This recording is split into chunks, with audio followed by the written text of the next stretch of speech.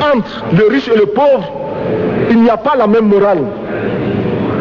La Bible, le Coran, ne peut pas servir de la même manière celui qui exploite le peuple et celui qui est exploité. Il faudrait alors qu'il y ait 2 éditions de la Bible et 2 éditions du Coran.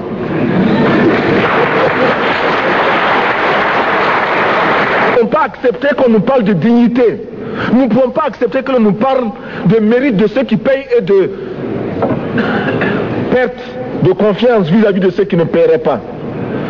Nous devons au contraire dire que c'est normal aujourd'hui. Nous devons au contraire reconnaître que les plus grands voleurs sont les plus riches. Un pauvre, quand il vole, ne commet qu'un larcin ou une peccadille, tout juste pour survivre par nécessité. Les riches, ce sont eux qui volent le fisc, les douanes et qui exploitent le peuple. Monsieur le Président, ma proposition ne vise pas simplement à provoquer ou à faire du spectacle. Je voudrais dire ce que chacun de nous pense et souhaite. Qui ici ne souhaite pas que la dette soit purement et simplement effacée? Celui qui ne le souhaite pas, il peut sortir, prendre son avion et aller tout de suite à la Banque mondiale payer. Tous nous souhaitons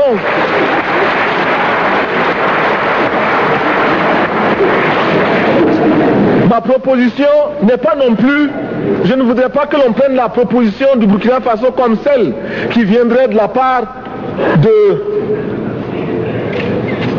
de jeunes sans maturité, sans expérience. Je ne voudrais pas non plus que l'on pense qu'il n'y a que les révolutionnaires à parler de cette façon. Je voudrais que l'on admette que c'est simplement l'objectivité et l'obligation. Et je peux citer dans les exemples de ceux qui ont dit de ne pas payer la dette, des révolutionnaires comme des non-révolutionnaires, des jeunes comme des vieux. Je citerai par exemple, Fidel Castro a déjà dit de ne pas payer. Il n'a pas mon âge, même s'il est révolutionnaire. Mais je pourrais citer également François Mitterrand, qui a dit que les pays africains ne peuvent pas payer, les pays pauvres ne peuvent pas. Je pourrais citer Madame le Premier ministre. Je ne connais pas son âge et je m'en voudrais de le lui demander. Mais c'est un exemple. Je voudrais citer également le président Félix Houphouët-Boigny. Il n'a pas mon âge. Cependant, il a déclaré officiellement, publiquement, qu'au moins pour ce qui concerne son pays, la Côte d'Ivoire ne peut pas payer. Or, la Côte d'Ivoire est classée parmi les pays les plus aisés d'Afrique, au moins d'Afrique francophone. C'est pourquoi d'ailleurs il est normal qu'elle paye plus en contribution ici. Mais, Monsieur le Président, ce n'est donc pas de la provocation. Je voudrais que très sagement, vous nous offriez des solutions. Je voudrais que notre conférence adopte la nécessité de dire clairement que nous ne pouvons pas payer la dette. Non pas dans un esprit belliqueux, belliciste. Ceci pour éviter que nous n'allions individuellement nous faire assassiner. Si le Burkina Faso tout seul refuse de payer la dette, je ne serai pas là à la prochaine conférence. Par contre, avec le soutien de tous, dont j'ai besoin,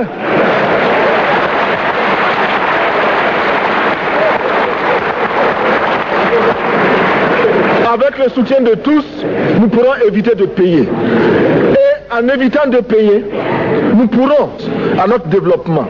Et je voudrais terminer en disant, chaque fois qu'un pays africain achète une arme, c'est contre un Africain. Ce n'est pas contre un Européen. Ce n'est pas contre un Asiatique. C'est contre un Africain. Par conséquent, nous devons également, dans la lancée de la résolution de la question de la dette, trouver une solution au problème de l'armement. Je suis militaire et je porte une arme. Mais Monsieur le Président, je voudrais que nous nous désarmions Parce que moi, je porte l'unique arme que je possède et d'autres ont camouflé les armes qu'ils ont.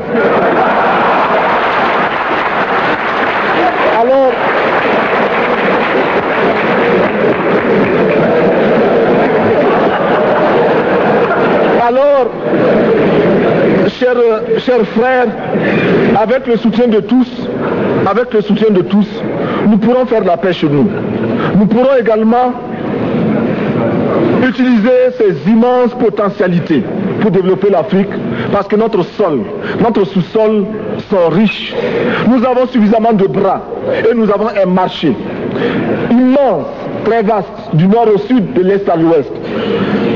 Nous avons suffisamment de capacités intellectuelles pour créer, ou tout au moins prendre la technologie et la science partout où nous pourrons les trouver.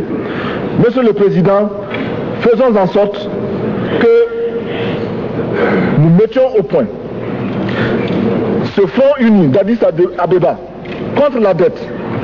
Faisons en sorte que ce soit à partir d'Addis Abeba que nous décidions de limiter la course aux armements entre pays faibles et pauvres.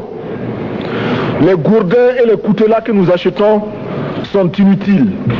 Faisons en sorte également que le marché africain soit le marché des Africains. Produire en Afrique, transformer en Afrique et consommer en Afrique. Produisons ce dont nous avons besoin et consommons ce que nous produisons au lieu d'importer. Le Burkina Faso est venu vous exposer ici la cotonnade produite au Burkina Faso, tissée au Burkina Faso, cousue au Burkina Faso pour habiller les Burkinabés. Ma délégation et moi-même, nous sommes habillés par nos tisserands, nos paysans.